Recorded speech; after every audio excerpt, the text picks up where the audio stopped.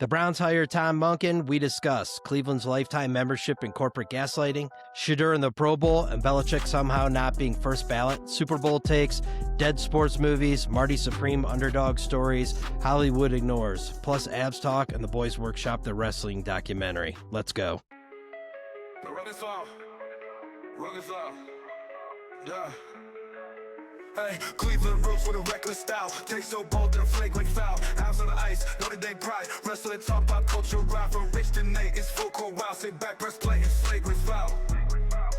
Yeah, it's flagrant foul. What's going on, guys? Welcome to episode 26 of Flagrant Foul. What are we sipping on over there? Got a little coffee going. I like the energy. I guess it's good that I got some coffee to get my get the caffeine in me. You brought the energy level up there. Well, 4 o'clock cup of Joe. How you doing? Right there. Yeah, it's not Right. bad. I drink coffee all day. There's a point people are always like, if you drink coffee late in the day, you're not gonna be able to sleep. It doesn't matter. If you're tired, you sleep. If you're not, you're just old and you can't get comfortable and go to sleep anyway. So it doesn't really matter. But There's definitely some anyway. people that are affected more by caffeine than others, but I feel like at this point I've drinking enough caffeine. Drunk, Yeah, you just drink whatever. through it. Yeah, it's just like it doesn't even affect me. I just enjoy the taste of some coffee or an energy drink. I'm not really feeling any effects from it. Yeah, it's just I some also- dirt water. Yeah. And like if I'm drinking a cup of coffee, the next hour to 2 hours I gotta have blocked off nothing important going on. Because you don't know. Oh yeah. You don't know when the coffee bathroom break's gonna hit you. But Oh yeah. I The Saturday digress. morning, Sunday morning, you're not going for the first cup of coffee if a bathroom's not available because you're on borrowed time as soon as that first sip goes down. But definitely. Anywho, well, welcome to episode 26, folks. This is the kind of crazy, man. Half a year of this. Feels like we just started yesterday, but yeah, it's been interesting. Nate went to OU for the weekend. How'd that go? I'm sure you drank 0 beers down there, so I know that. Yep. Doing this thing dry February. Just kidding. I drink a whole lot of beers. It was good. I Dry went February, but you blew the first day. I'm doing dry February, but I'm also doing beers. Like in Pixels, he's like, I'm doing what is it, all protein diet, but I'm also doing eating Yeah. carbs. Dude, be like, yeah, I'm doing what do they call that? I'm Cleveland sober, which just means I'm doing everything but except meth. Okay. I've never heard that. I don't know. Alrighty. I just made that up. I don't know. Anyway. It was good. Went to a bar, hung out. There's some UFC on. Watched that. It was kind of boring, the UFC fights. I can't even cap. But let me tell you something. Tiffin, they got a lot of they got a Taco Bell that's open till, I don't know, I feel like it was every night. It felt like it was random. Between 12 and 2, they were going to decide when they wanted to close. It was never consistent. But, we had late night food options. But where the food is and where the bars are at in Tiffin are not super close to each other. So you're DoorDashing, Uber Eatsing, or finding a ride to go get some food. OU has Cane's that's open till 2 a.m. right in the middle of downtown Athens, right by That's all the kinda bars, sweet. and it's incredible. That's so, pretty. Better believe we hit up some Cane's. It was amazing, like 10 out of 10. Love it. If that Cane's was in Tiffin, it'd just be like the next weekend you go, it's just a pile of rubble.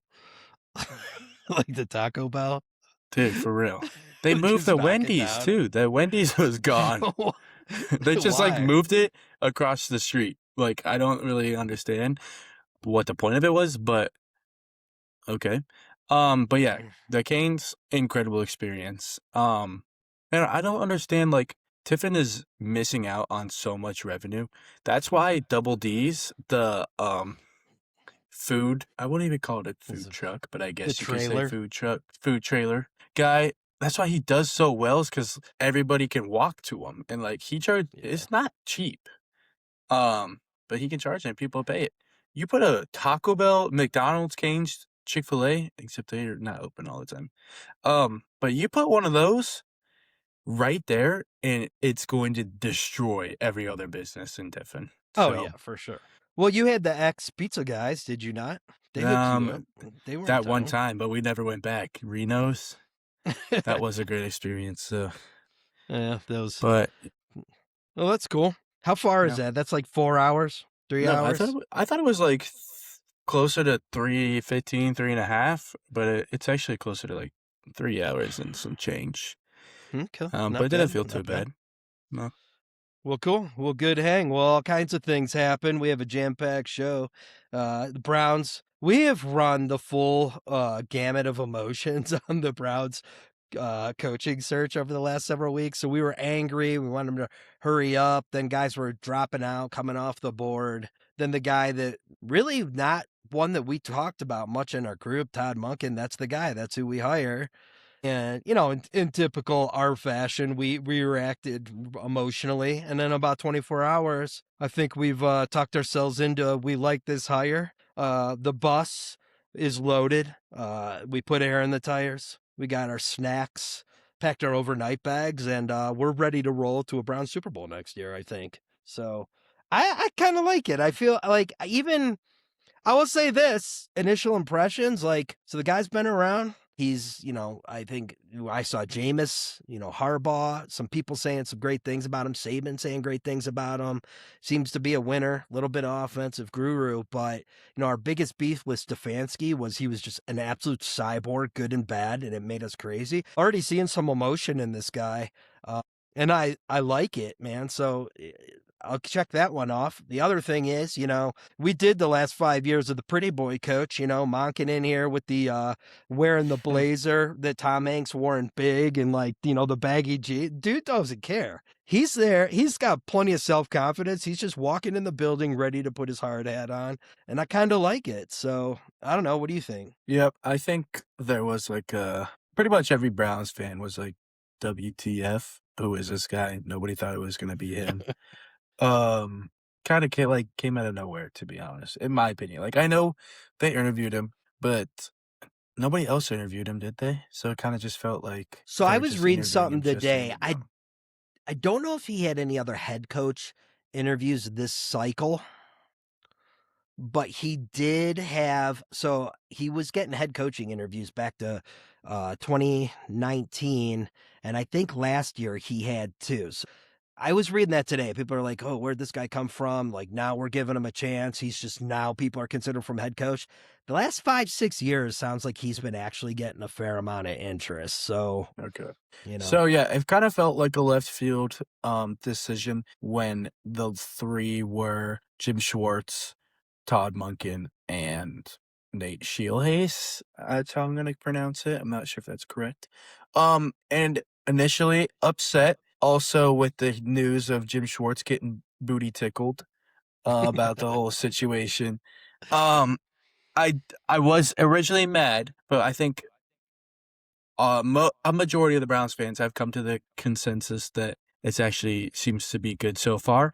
I think just in that interaction with Shedeur, like you already see more emotion just in that 15-second clip than I think we've ever seen from Stefanski, to be honest. Like, yeah. I also think it says a lot. We'll get into our new supporting casts in terms of offensive coordinator, those kinds of guys. I think it says a lot that all these people from Baltimore are following Monken to Cleveland rather than following Harbaugh to Baltimore or to New York. Yeah. So I like it. I'm excited. I think that it could be what they need. If we become the Cleveland Ravens, I mean, we're kind of the Cleveland Ravens anyways because they stole our That's team. fine. So, but I mean, the Ravens have been consistently good. I know, like last year, they didn't have the most amazing season. They didn't have Lamar for most of it. That doesn't mean that we have a Lamar-esque QB, but I mean, they play with Nate Huntley for how many games? Not who I that is, mean, Tyler Huntley. Tyler. They play Wait a with, minute. isn't that a Didn't I used to wrestle that kid in middle school? Yeah, They you they wrestled play that with kid. Tyler Puerto Ridge Huntley. kid. Yes. Puerto Ridge kid. Ugh, Yes. I don't know where that came from. They wrestle with. Oh my gosh, played with Tyler Huntley for how many games, and like still were a game away from making the playoffs. Yeah. Plus, I mean, Lamar won 2 MVPs under him, so I'll take it. Well, start with 96 to this year. and then 98 till this year with the Browns. So you look at the Ravens and Browns paralleled there. Look at the trajectory of those organizations over the last 26, 7, 8 years. Like, I'm fine with them bringing Ravens in. Was I Me angry too. about it? Yeah, but like I think we need it. But I think the vibe, man, I didn't know, but like I like the vibe. His press conference, his welcome press conference is tomorrow. I'm pretty excited. What I was reading was it really makes me wonder. I almost feel like Schwartz was never in it. I feel like they sort of would just like they knew he wanted to stay. They have high, expectations for him as a defensive coordinator, or they feel goods, I should say, and they did him a solid by giving it. But if you hear afterwards, like they wanted an offensive guy from jump, and quite honestly, they should They because they've been needed it.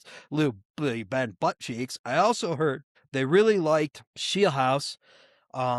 I think the 2 years of NFL experience and not actually being a coordinator probably scared him off a little bit. I do think that they liked him enough that hey, if they weren't the organization that they are right now, they probably would have gave him a run. But with everything else we have going on, I just think, Monken was probably the better move to make. So I like it, and I like some of the guys he's bringing in. So, right off the bat, the OC that they're planning on bringing in, I believe he was the run game coordinator. At least that's what's been taught. Is it Switzer? Travis But Switzer, like what it he's appears. done, what he's done there with Derrick Henry and like literally coming to us, it sounds like, the guys, he can scheme up some good run game plans, and we have a three-headed monster of young guys to potentially work with next year. So that's exciting. I think his offensive line coach is exciting. The quarterback coach, is that the dude from was he not at Utah, I think, at one He was point? at Utah. So go back to Switzer real quick, not to mention Yeah. I'm Oh, bringing right. Mac Boy back to Ohio. Anyways, I don't even know how to begin to pronounce this guy's name. Mike Bajakian. So I heard Bajakian, I think I I don't know. nailed it. People don't like it. I don't know much of anything about him. I saw that he might have been Jameis Winston's QB when he had like a 30 interception season. I don't know if there's much truth to that. I haven't really looked into it. I just saw like someone commented that on it as they were upset about it, but I'm not sure if that's true or not. I don't know much about him. Do you? Not a ton. I read some good things today. And I also read a good article. I mean, they're two different people, right? So it's always going to be a little bit of a crapshoot, but I think you can see some parallels in what Arians did, and as a head coach, getting a head coach. I think he became head coach maybe at like 60, but had a ton of experience, a little bit of an offensive guy, like going down, winning a Super Bowl in Tampa. Like, I don't know. I mean, I just think like we wanted the young next thing, but maybe this is a perfect hire for what we need right now. Not to forget potential. Have you heard anything about this Daniel Stern, young guy bringing in? Oh, Other than actually, other than being one of the wet bandits in Home Alone, no, different Daniel Stern. Thank goodness. Still, I don't know. I like it. So on the defensive side of the ball, I said, I don't know if you saw my message to Dave earlier in the chat. I think there's going to be some truth to like Schwartz is going to get over himself a little bit. And maybe he'll be willing to come back, and they may have to, back up the Brinks truck. But I think what I'm worried about is like, is that going to be a locker room divided as soon as there's any adversity? It's going to be, and I don't know if I like that in some respects. Like, I think he is a good defensive coach. I also think he's got a freaking plethora of talent. I think we could get another guy to come in here and probably equal what he did. And I'm not going to say everything was perfect there last year. I almost kind of want to just say, look, we're hitting the reset button. He's definitely disgruntled. Let's move in a different direction. Let's get our DC in and let's move forward. And that's a wrap. So I don't know. What do you think? real quick, going back to QB coach Mike Baja Blast. I don't know how to say that dude's name. He accepted a job December 27th at Michigan State, and then it dipped. So interesting. I needed to do some more research on the guy, but can't be worse than what we've had. I'll say that. I know that without any. Going back to Schwartz, I agree. I think that there are a lot of people. I think the defense loves him. I like him. I mean, if they hired him as head coach, I would not have been upset about it. Always thought from the beginning that they were going offensive guy. Well, I thought they needed to go offensive guy, but I didn't know if they would actually follow through with that. I've also said this a lot, and people have said, like, this past week, they disagree, but, um, it's really hard to be really hard to be a bad defensive unit when you have the best player in football, Myles Garrett. You got Denzel Ward. You got the defensive rookie of the year, Mason Graham.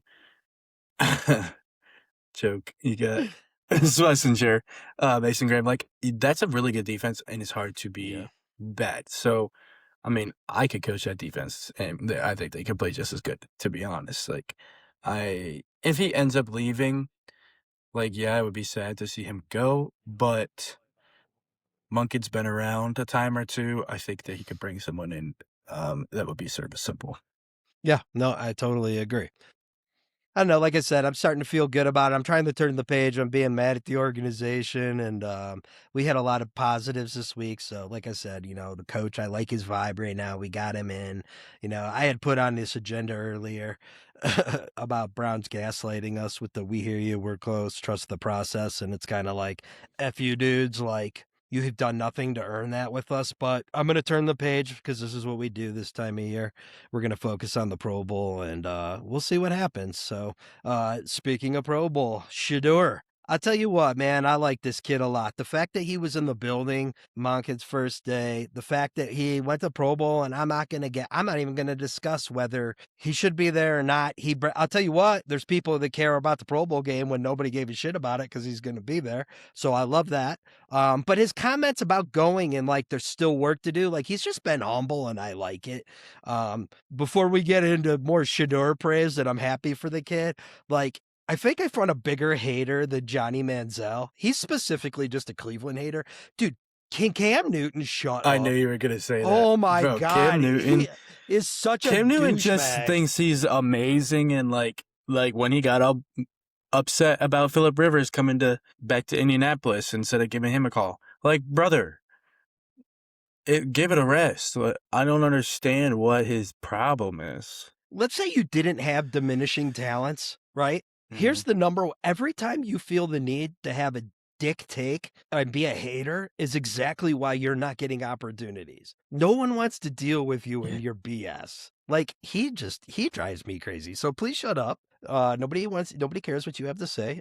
Maybe I'm wrong with that and his show ratings are good or not, but it seems like a lot of stupid takes. So he can get on the undercard of the Johnny Manziel. I'm gonna go ahead and say my boy Big Dave he can fight both of them. Dave, start training. Uh, anyway, but yeah, he drives me crazy. But I don't know. What do you think about Shedeur? I think it's cool for him, and you just wonder like these some positivity around this kid. Like all sports, there's an athletic component to all of it. Yeah, it's a huge one. It's a huge part of the game. The mental game is a massive part of it too. I think it's a big reason why you saw Deshaun Watson fall off, because mentally he wasn't there to be a quarterback because he had a bunch of shit going on in his life. But Shedeur, some of the positive things going on in his life and some of his work ethic, like I just have this feeling this is going to work out for this kid, man. I don't know. That's just me. And maybe that's just completely conjecture, but I don't know. I don't know if anybody's figured it out before or by now, but we like Shedeur. Might come to you as a surprise. Yeah. So him being in the Pro Bowl, let's get it. I'm hyped. Stats alone, which I know that I personally think that the Pro Bowl should not be a fan vote. It should be based on stats, and therefore Shedeur probably should not be. Not probably. He shouldn't be in the Pro Bowl. Like throwing Well, seven not touch. necessarily when you look at Oh my when gosh. people pass right? Listen. Shedeur he threw 7 touchdowns, 10 interceptions. He had like the worst QB rating that we've seen in possibly ever. It was the worst in of all quarterbacks this year. Do I think that reflects like the player that he is? No, but I think that should be what the Pro Bowl is based off of, and not a fan vote, because then it becomes a popularity contest. That's the reason Shedeur is there in the first place, because I think a lot of people like him, and I like him too. So great. Like, I don't necessarily think that he deserved it this year, but I think he'll be back in a season that statistically he deserves it.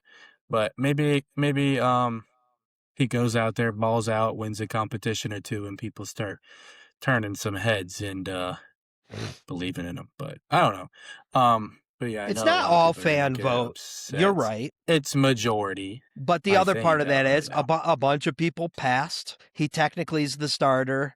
Should it be him? But I think there's something to be said too for the fact of like, if this is just like a season award thing where we're saying like, we're naming people like all stars and there's not a game attached, I would agree. But like, there is this game and skills competition that quite frankly sucks every year. So like, do you want to see Joe Flacco at the Pro Bowl, or do you want to see Shedeur? I would rather see Shedeur, right? So, I mean, I but you will get them be both. tuning in tomorrow. I will be tuning in tomorrow night to watch the Pro Bowl, solely because of Shedeur. So, Yeah, if they did it for ratings and clicks, it worked. yeah. Well, I mean, like I said, it's a positive Cleveland thing, and we don't have much. We'll take this gift Pro Bowl. We'll overhype the draft, and we'll win the preseason. This is our season right now, right? Okay, Bell. pal. So speaking of people making it the Hall of Fame and Pro Bowl style career, Bill Belichick, not a first ballot Hall of Famer, and I'm just gonna throw my take out right away. Should he be in? Yeah, absolutely. Were there some questionable things a couple of the years? I guess, but you know how much of that probably goes on in football? The Deflategate, the Spygate, whatever. I'll even throw all that out. I think what it comes down to at the end of the day, there's something to be said about just not being a dick. And he's been a curmudgeon his whole career. And it doesn't mean he shouldn't be there. But when you are dependent on people to vote and you're kind of a douche, this is what happens. So it is what it is. I mean, he's going to get in. People sent a message to him. He's just kind of like, he's wanted to always sort of do things his way, and that's fine. And now this is something that's outside of his control. So he will get in, but it's not going to happen on his terms. What do you think? This kind of similar to Shedeur making his Pro Bowl. A lot of people like him. Statistically, he shouldn't be there, but he got there in the end. Belichick, maybe turn that frown upside down, and you would be a first ballot Hall of Famer. Yeah. I don't know. I don't think you can deny greatness like that. All those Super Bowls. I think he's had 8 total, 6 as a head coach was what I saw.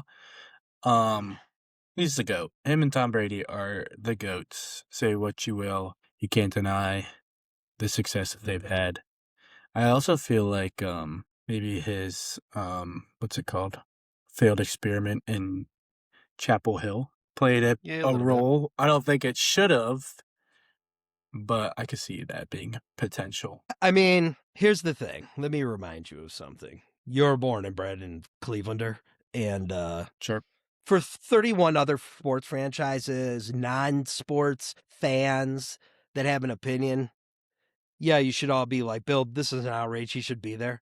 But purely from his acidness when he was in Cleveland, screw him. He can wait a year. Why? Because this is what Northeast Ohio is all about. Did you win in Cleveland? No, you didn't.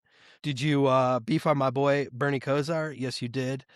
Do I hate you for it? Yeah, screw you. So you can wait a year. That's all there is to it.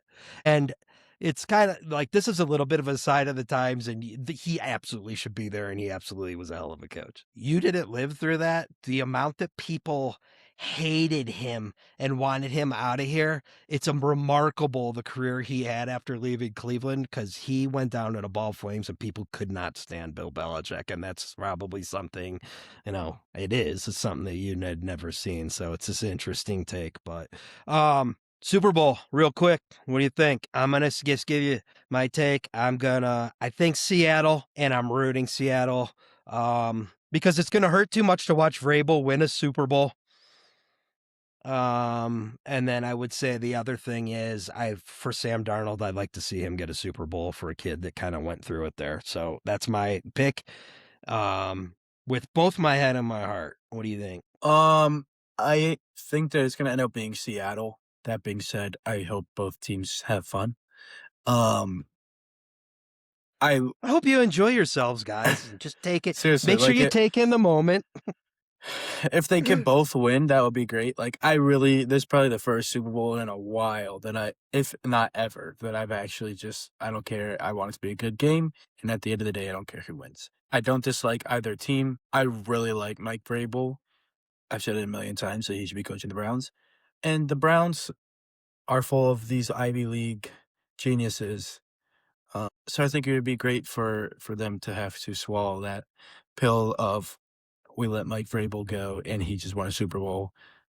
And then we ended up firing Stefanski anyways. Like Vrabel. Also, I think it would be awesome, like that draft class that Sam Darnold came out of. Baker, Josh Allen, Lamar Jackson. Like all of those guys, Baker went number 1 overall, took the Browns to the playoffs. Josh Allen's won an MVP. Lamar's won a couple MVPs. Sam Darnold hasn't really done much of anything up until this point. Like I know he had a good year with the Vikings, but like he doesn't really have the accolades. I think it would be awesome for him to be the first one out of those guys to get the Super Bowl. So I don't really care who wins. I think it's going to be the Seahawks, though. Okay. Okay. Well, we'll see. We are what little less than a week away. So, which we're not going to get into hockey talk, but I got to throw a hockey reference. You said Baker Mayfield. Baker Mayfield got the pleasure of running in the Tampa Bay Winter Classic game yesterday. And this, did you see that? Mm-mm. Or was it yesterday or it was over the weekend? But the long and short of it is the Lightning came in the 80s Bucks creamsicle full-on dressed out uniforms, which fine and well, the players did, but I'm kind of over the whole bus reveal with the Winter Classic. It's just gotten to be a little cheesy now. I don't like it anymore. It was fun when it first started, but I'm over it, so whatever. Well, skip around. I do have a topic I want to talk about with you, but I do want to get into some wrestling before we go there. So a couple things, Berg related. They were back in action last weekend at the Pete Wilson in Wheaton, Illinois. That is a tough tournament. Can you vouch for the toughness of that tournament? Oh, yeah. Yeah. Did not have a good time there.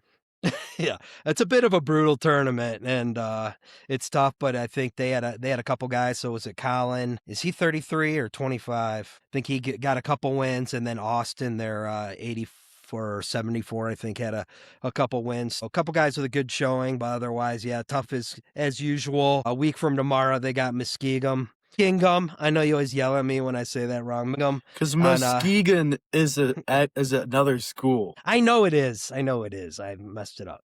So conference duel here a week from tomorrow on the 10th, and then I did do a little research on regionals.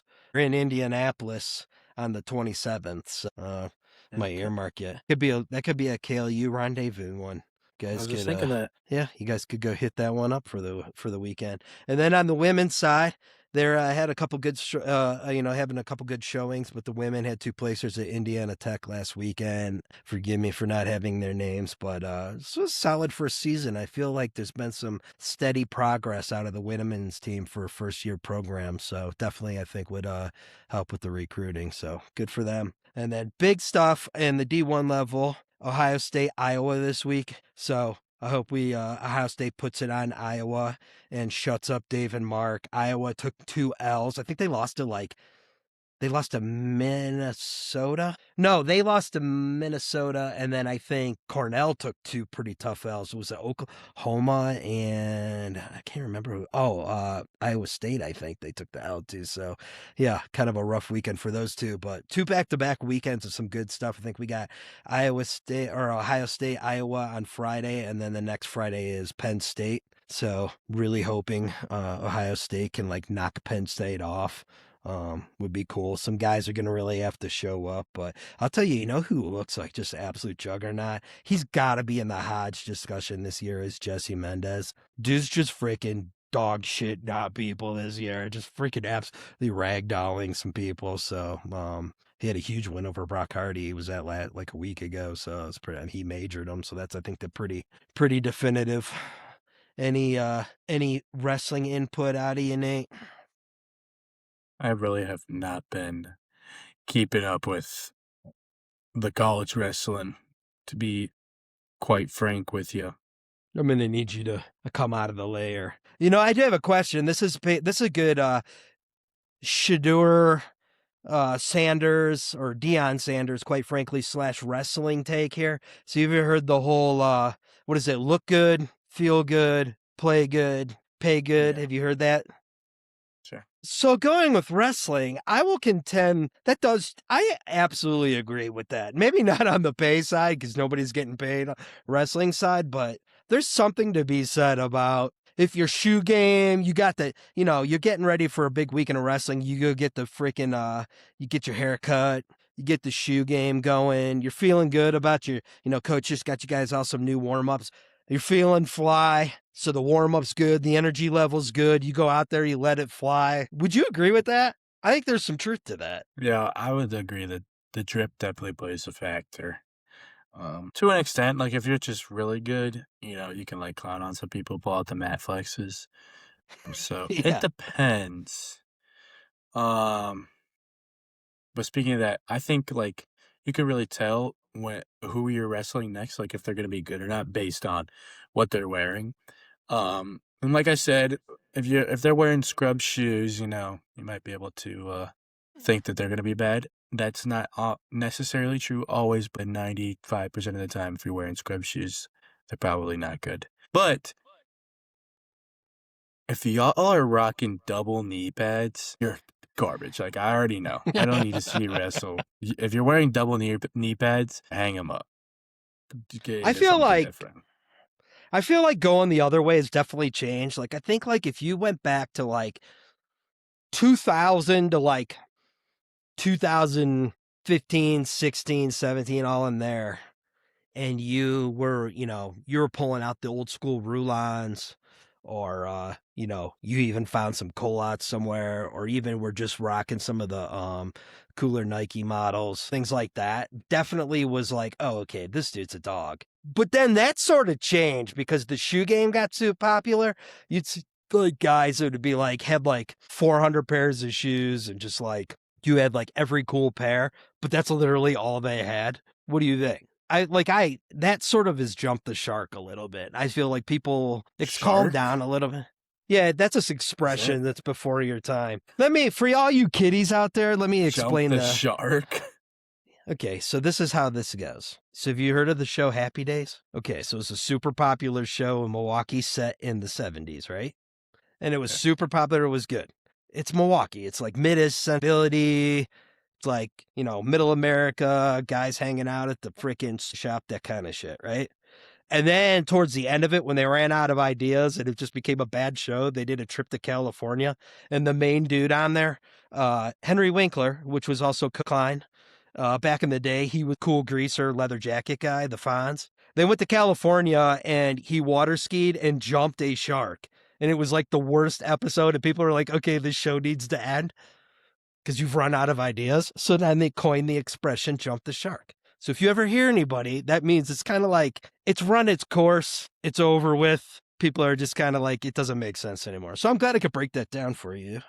But All yeah, right. I mean, but I feel like, don't you agree though? Like there's some kids that shouldn't be wearing the shoes, like pulling them out. And then you're like, yeah, you just have a good shoe game, but that's about all you have. So anyway, I do agree. I think that there are some people that have uh went a little ballistic with the old mom and pop's credit card. Um yeah, they got the sleeve and the shoes and the cool headgear with the like stickers on the sides, and they got yeah, the rudest bags and everything. And sometimes those are the ones that are scrubs too. Because then you yeah, got these guys that just roll up with whatever. They're the ones putting in the work. They don't care what they look like. They're trying to just get after it. So, yeah. I do think that it is transitioning to less about being dripped out. You see the people like the new things pulling down the singlet, which that used to not be drip. Used to have to like have the singlet legs like up and high. Now Oh that's like yeah. the new thing to look like a scrub, I guess. I don't really know. Um, but that reminded me, they have a handful of cool things, but Rudis has come out with way too many shoes, and it has become the scrub brand. Yeah. The color is like, here's the thing. When the shoes, that's an awesome point. I would say I blame ASIC because I think when ASIC had some cool, like they brought what the hell were they? They're not Rulons, the Aggressor, which is They're basically the aggressors. Rulon, right? It was the Rulon.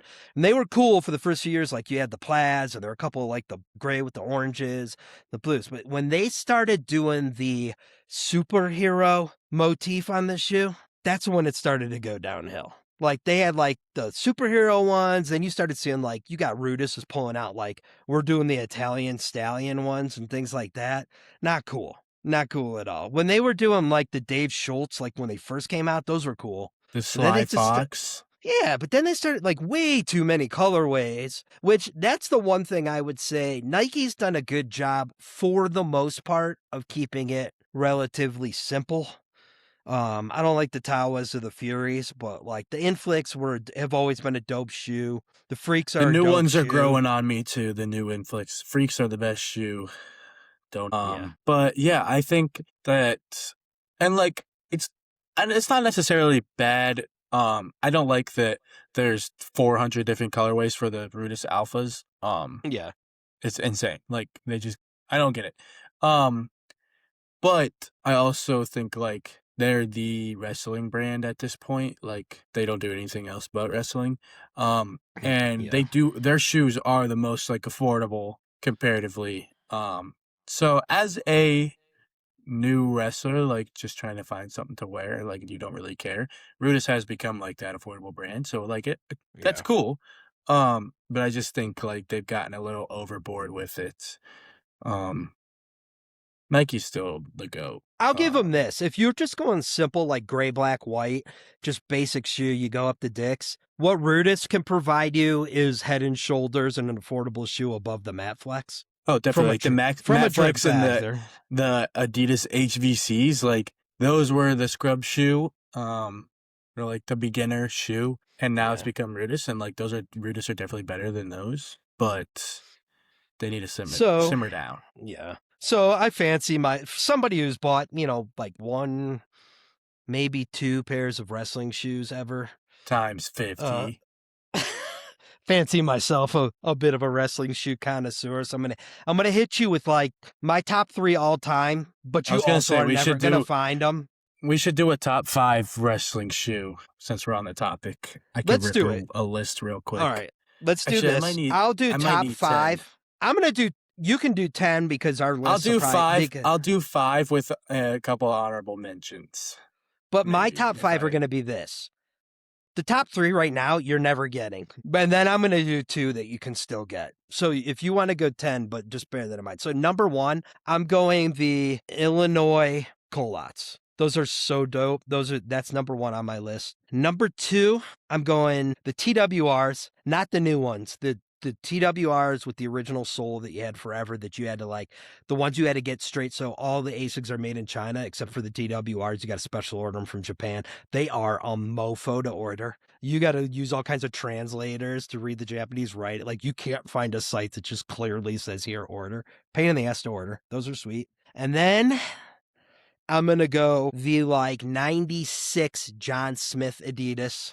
And now and then I lied. I'm going to, because you're not going to find those. And then I'm going to go the Rulons, the original Rulons. And then I'll throw Freaks. Just any model. Actually, just black with white or blue with white Freaks. That's my top 5. What do you got? All right, I like the list. The Colots, the Illinois Colots are sweet. Rulons are just like the OG. Everybody wants a pair of Rulons. So I like it. I'm going to go with shoes that I've worn. No, okay, I like that. Because like I like the Colots, but I never worn them. That was a slight flex there too, by the way. Okay, I think I got to go from the top down. That number 1 would be the TWRs. Honestly, the most uncomfortable shoe I've ever worn. And probably because I think that like I should have put an insole in them, and like they didn't come with one, so they weren't super comfortable, but they were so dope. I get compliments about those all the time. So those are number 1. They were just the coolest. Look good, feel good, play good, pay good. So those are number 1. Yeah. Freaks are number 2. If I hadn't got the TWRs, the Freaks would be number 1. I love the Freaks. Okay. They're awesome. I think every color is cool. Some are better than others, but I would wear every color. They're super comfortable. Love the Freaks. 3, Got to be Combat Speed 4s, Adidas. The old ones. They came out with the 5s, but the 5s are buns, and they got rid of them and brought the 4s back. Yeah. The 4s are awesome. Yep. And then there's new colors. There's like ones that are gray with like pink. The 3 stripes are either pink or purple, but those are sweet. So The Combat Speeds are 5s awesome. they tried to make like Tech Falls a little bit. That's why. Yeah, I didn't like the 5s. I had a pair of both. The 4s were way better. I had the Captain America 4s. Those are sweet. What am I at? 3? Yeah. 4 on my list is probably, I think Inflix got to be on there somewhere. So Inflix could go 4. Yeah, Inflix have to be on there. 5. What were the black green gold ASIGs you had? Those were kind of dope. The International Lights. Yeah. The International Lights I'll put those sweet. at 5. Which is Qualify for crazy state in that you those can't get puppies. those anymore. Like those are I know. those are like Those one of are the awesome. coolest And models. I Yeah. it would be up there. That's why I wanted it to. That it could be up there. I'm trying to blank now. Oh. Your boutiques in there anywhere or no? Because they were so No. oversized. I didn't like. No, on the Well, even though I had the one boutiques that did fit, but like the soles, the insole never stayed in the same spot. So that was always sliding around. It was super annoying. Varner's got to be up there. Oh, the old Varners are cool. Yeah. The old Varner's got to be up there. I wore a couple pairs of those. The Zip John Smiths back from the youth days. Remember the Zip? Sweet. Yep. Yeah. Did have a pair of Aggressors. Those were pretty dope. I'm trying to think what else. Because I have like almost 10 pairs of shoes just here. I don't even remember what I have. Dude, there's probably 30 pairs of shoes here. Yeah, I clearly have a problem. I don't know. I'm gonna hit because I forget. I'm gonna give you 2 that I wore in the day my top 2. So this would be mid 80s, all white ASIG Dan Gables with the gum sole. Those were dope. Can never find those. I always try to look for those on eBay when I was looking for shoes for you.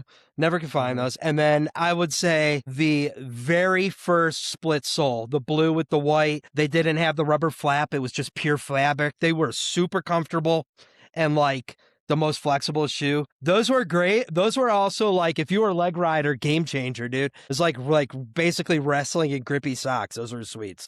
Yeah, that was good. That was a good little segue. You and I could probably we could do a whole podcast on wrestling shoes and drip, to be honest with you. So anyway, all right, well, good to know. Well, this is a topic I wanted to talk to you real quick. So I know last week you told us about Marty Supreme.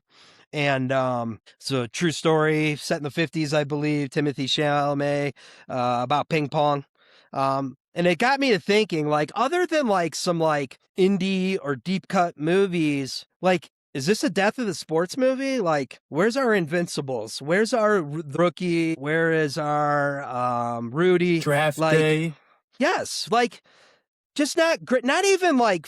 We can't even get fictitious good ones. Like, just don't feel like we've had any great ones in a while. I will say, I started watching yesterday, Cole, the documentary about the 1980 men's Olympic hockey team is on Netflix right now, and it looks pretty cool. So about halfway through that one. And my biggest takeaway so far is we've discussed Rudy on the show, like, we both have said, like, there's no chance that happened like that. We know that dude was dogged out every day. Joe Montana recently validated that. He was basically dogged out every day. But as far as Miracle goes, it sounds like pretty close to what's in that movie actually happened, which makes it even a cooler movie because you just like, I'm ready to run through a wall. I may have shed a tear or two during the, do you believe in miracles part at the end? Like, that's just such a cool story. But yeah, so it got me to thinking. I feel like there's so many cool ideas that just have not been made into a movie. We talked about this recently, or shouldn't be recently since we started the show, but Texas Tech kicker going from a halftime field goal competition and then making the team and actually playing for 3 more years. So I think that's one. I took the liberty of coming up with some sports titles because I want to watch these movies. So I'm hoping somebody's listening to this and then goes and makes these. But, So I had for the Texas Tech one, I got Matt Williams, Between the Uprights. Pretty nice title. For those movie buffs, No Country for Old Men, I came up with No Country for Miss Kicks. Kind of like that one. Other one I Okay. had was Jose Ramirez. We talked about him last week. So just basically the pride of Cleveland. Just love that the dude, wants to be, he's not about the money. He wants to be a Clevelander for life. So, a couple of titles you can workshop. 216 Forever, the Jose Ramirez story, or Guarded by Greatness. Pretty elite level names right there. Next on my list, I had the whole Chicago E-Bug one. Remember that? What was that dude? Scott Foster? Yeah. That's an amazing story. Dude, just comes out, freaking shuts him out for the dub for the third. Did he just play the third period, or did he play the whole game? I think so. I think he played the third period. But so a couple of names I had was Sir, You're in Goal, or One Night in the Crease. Like those ones too. And then Okay. I don't know how I feel about this one because I was more like whatever. I mean, the Indiana, Kurt Signetti, Fernando Mendoza story is a good one and probably could be a movie at some point. But now I'm just angry that Notre Dame doesn't have a recent national championship. Hopefully they will next year. But I don't even care about the name, so I'm not even reading it because I don't care if that gets made now. But I thought this was a cool one. Jax Forrest, who's wrestling for Okie State, little bit of the young phenom. If things go the way that they're sort of heading with him. Trending towards. Yeah, I have Forest of Champions, which might be kind of a dope one. But here's my epiphany, though, I had at the end of the day. This could be such a great multiple decade sports frustration in Cleveland. Alcohol versus frustration versus hard times, things go south. So you've heard of 10-cent beer night, right? That happened in the mid 70s. So basically attendance was down. Nobody was going to the Indians game. So they literally had 10-cent beer night. And then, the economy wasn't great. People were frustrated. They drank a ton of beer and then just became puke fight, complete bedlam fest. And then you fast forward a few decades and as if Cleveland didn't learn their lesson, we have Bottlegate. So then Bottlegate turns into we're going to have video review. You can't review after the next play's run. They go back 2 plays. They fuck the fan base over and a bunch of drunk people who still were maintaining their, seats, their, season tickets, who had just had going through hard times with the steel plants and that, they've had enough. So they started raining down glass bottles on the opposing players and the referees. I feel like there's something awesome that could be done there with a documentary. I don't know if they're standalones or if it's you do both, but I workshopped a couple names for those too. So if we're just doing the 10-cent beer night, we have 10 Cents to Chaos. I like that one. Or if we're just doing the Bottlegate movie, I had Bottles of Wrath, The Day Cleveland Snapped. Or as I suggested, maybe this is enough to do 2 movies. We just span this is the heart of Cleveland sports fandom frustration through the decades, and we call it From Pennies to Projectiles, a Cleveland sports tragedy. I kind of like that one the best. So I don't know. Any thoughts on anything I mentioned, or did you have any of your owns for consideration? The Bottlegate movie could be pretty sweet. I don't know. When did Bottlegate happen? Before or Early after they left? 2000s? No, after. So After. Yeah. I don't know. I feel like it probably already exists, but a little documentary action about the Browns being stolen from Cleveland and then coming back, Bottlegate, in 16, Baker comes. But I feel like that would be a good documentary after Shedeur wins us a Super Bowl. Yes. That would be a great way to end the story. So perhaps we could get that into the works and then be nearing the end when we get a Super Bowl, and we can get that ready to go 2 months after the Super Bowl if it's basically already taken care of, Yeah. We get What the do you whole think story to go. about so Shedeur, 5th round, is that day 3? That's day 3, right? For draft? Sure. I think Yeah. so. So we do something with Shedeur when he wins the Super Bowl, day 3 to Lombardi. I don't know. Well, you're a poet and you didn't even know it. Right, yeah, I pulled that one out there. from Cleveland afterthought to mayor of Cleveland. I don't know. That one's a little wordy for my liking, but yeah, I'd like to think that it happens. Or potentially, this could even be better when you have Samson, Fannin, Shedeur, Schwezinger, Judkins, all of them raising the Lombardi together. There's got to be something about like that draft class or those guys, something maybe in there. So Yep. And before Hayden butts in, oh don't forget Mason Graham. Don't forget Mason Graham. yeah, You like know, we'll start the notice whole how documentary. notice how the only rookie didn't mention was Mason Graham because he's trash. I can already hear it. It would be like they'd be like as if things could get any worse. The catalyst for change. First round, 5th overall, Mason Graham. then everybody else is an afterthought, even though he'll be like the one that contributed the least. It'd be great. Also, I don't know. I just going on like we could throw this year's class in. I want that linebacker from Texas Tech just to pair up with Schwerzinger. I feel like they'd be like the Bash Bros back there, just back there fucking going ham on everybody. I love that. Well, so these are the movies we want seen. So somebody please make it happen. But again, this is the one I really wanted to talk about, and I feel like Nate and I's connections in the wrestling community, we'll definitely come up with the script for this and help out. But we need somebody to film and produce this. So maybe we'll co-produce it with somebody who want to film it. Reach out to us, Flagrant Foul, Rich and Nate at gmail.com. This is be the greatest documentary. Something around wrestling. So it's just like we've done wrestling about the Olympics and Division One and all that stuff. And maybe we can have a little bit about Division One, but I want a documentary about the guys. I've been wrestling since I was in kindergarten, 1st grade. Like, I love this sport. I've had multiple injuries. I took the JUCO path. I took the D2, the D3 path. I'm wrestling in gyms and there's 10 people there. We're sitting in lawn chairs at some of these events. Like, I'm doing it because I love it. I'm recovering from multiple injuries and this is my last ride. And you're just following those guys that are just the gritty guys that, just love the sport.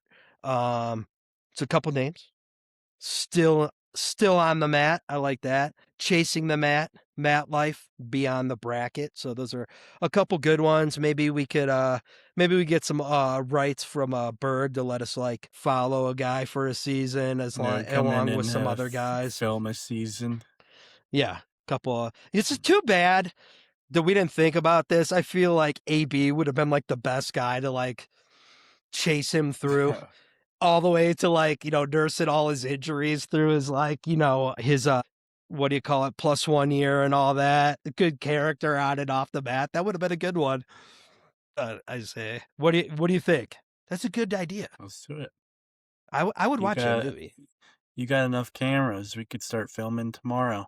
All right. Well, if anybody knows anything about movie making, what we do, we're idea men. Okay. We'll tell you if it sucks or not, and we come up with ideas, and we can make connections, but we need somebody to make this movie. And if Euro Bloss is being a young movie filmographer, that's your deal, and you want to get into it, listen, I'm telling you, this thing would do well. We could premiere this bad boy before like Nationals one year. I feel like we could get maybe like Flo to pick it up and promote it. Somebody would do this. The wrestling community is not very big compared to other sports. It is bigger than you think. Why would they do wrestling over the same thing but football? Because it's been done, dude. And I'm going to challenge you there. The women's wrestling. So like maybe this spin, it's picked up, right? So I don't know. I feel like it'd be good. So again, you can hit us up, DM us on Instagram or, TikTok. Hit us up on flagrantfile.richandnate.com if you want to do a little collab action. We'll make that happen. I think it would be great. So, well, lastly on here, on my agenda for the week. Man, we've been all over the map. Got some hockey talks. Avs, I said last week, I'm not panicked. I was a little angry. They gave up a stinker to Philadelphia, but, I think they needed that. I think they needed to get pissed off because Detroit is a hell of a team. Played them Saturday, and I think they were pissed. I think they woke up. I think there's also some bad blood. Like the bad blood in Detroit, they tried to get some fights going. Mac broke it up. They play again tonight, shortly after that 5-0 routing we put on them. So it was good to see Blackwood get a, a shutout and us to get that win. If we pick up a win here and then a night, we should be able to pick up a win against Celebrini and boys against San Jose and then go into the break. We'll be fine. We'll be fine. So 5-0. Other highlights, Landy and Taze are skating. Taze is supposed to be back tonight, so that'll be a biggie. They sent Middleton down. I had this. You see it breaking. He's back in the lineup. He's for sure in, so that's awesome news. And then Malinsky, man, get the contract, 4-year extension, $19 million. The kid has earned it. I like to see it. So yeah, I'm feeling good about them right now. What's been interesting though is the bread man. What's going on with Artemi Panarin, man? They sat him last week. What? Artemi Panarin. That's a hard name to say. That's why I just call him the bread man. I said, call it good. But they sat him last week, and then it was like a trade was imminent, and then nothing happened, and then now not playing this week, and then we're going to a 3-week break. I mean, this guy could be sitting for 5 weeks. I don't know what's happening with him. There's a lot of teams in on him. I think one thing that's been interesting is it looks like there's been a couple deals in place, and he's vetoed them. Yeah, we saw that for Seattle. He wants the extension. I think Anaheim was one as well. He wants the extension. 2 rumored team, the Avs and Dallas, which I don't know if we need him. We're not going to extend him. He's going to be a rental. So if he wants to come, maybe win a cup and then cash out in the summer, maybe that's the way he ends up going. But it's just interesting right now. The other 2 names I heard were Kadri and Kane. I don't want any piece of either of them. I think Kadri's production you don't want Kadri? Sucks. Dude, I just looked at his production and it's pretty. I think he's 2 or 3C. So he's going to slot in as a 3. Probably. Here's what scares me about that talk. I don't know why we would want him unless what I heard was the mayor, LOC, had a little bit of a setback. And does that mean he ain't coming back this year? So I don't know. It kind of scares me a little bit. I don't know. Did you find anything? It's been like radio silence on him. He's just been sort of, they're shopping him. Maybe the Predators. I don't know. If you really look enough, you're going to find every team's name mentioned. So, I mean, I'm not going to kick him. I'll take him if you want to give him absolute trash for him. And then they want to retain most of his contract. We'll take him. Yeah. They're not going to do that. So whatever. I don't know. We'll see.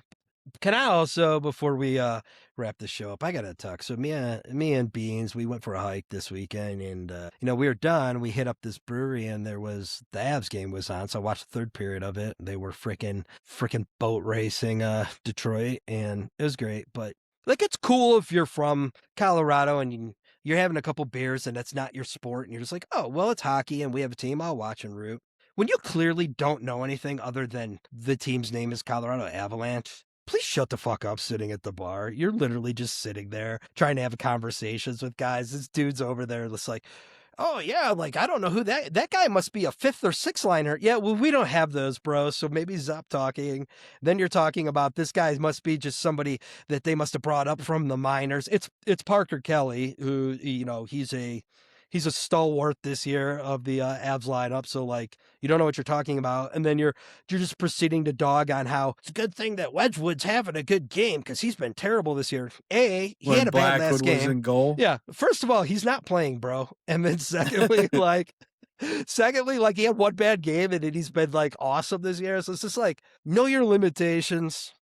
Maybe stick to certain things. I really like the color of their jersey, things that you know about. Okay. Speak on the color of their jersey, or the ice is shiny, or you like the name of the other team or something like that. Let's not try to act like you're a hockey guy.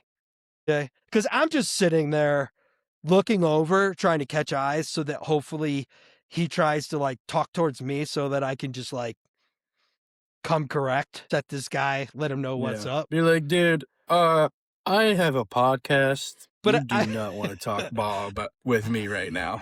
I did have to.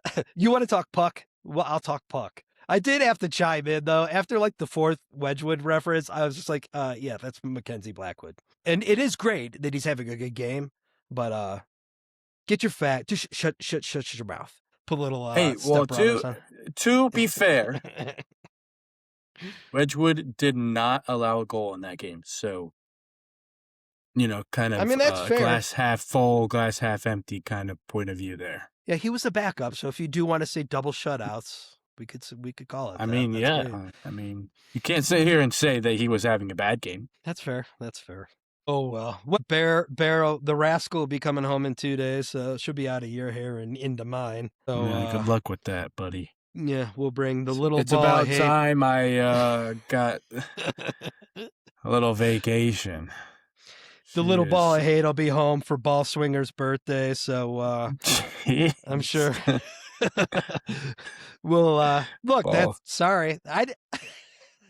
I've called her that for so long. I had to sit there and think about how to actually say her last name last week because I had forgotten. But yeah, doing that, and then we're gonna meet our Colorado kid's new boyfriend. I guess he's her old boyfriend, but he's not off to a good start because first name's Ryan, and I have strong opinions on the name Ryan for personal reasons. But whatever, I'm gonna move past it. So anyway, that's what I got up to for the week. What, you got anything else, Nader? Gotta grind some schoolwork. Going to a little networking Heidelberg alumni event on Wednesday.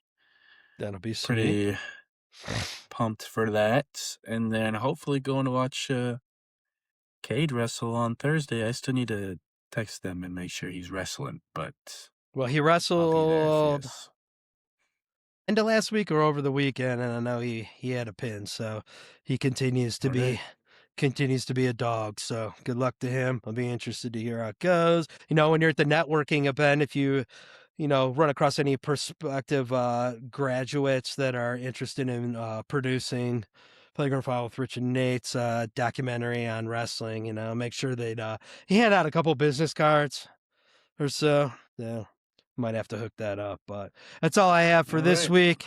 Thanks for listening. We'll be interested to debrief the Super Bowl next week, and I'm sure a fun weekend. So y'all stay cool, stay classy, Cleveland. Nader, peace out. Come back, beat kicks in crowd noise, whistle blows.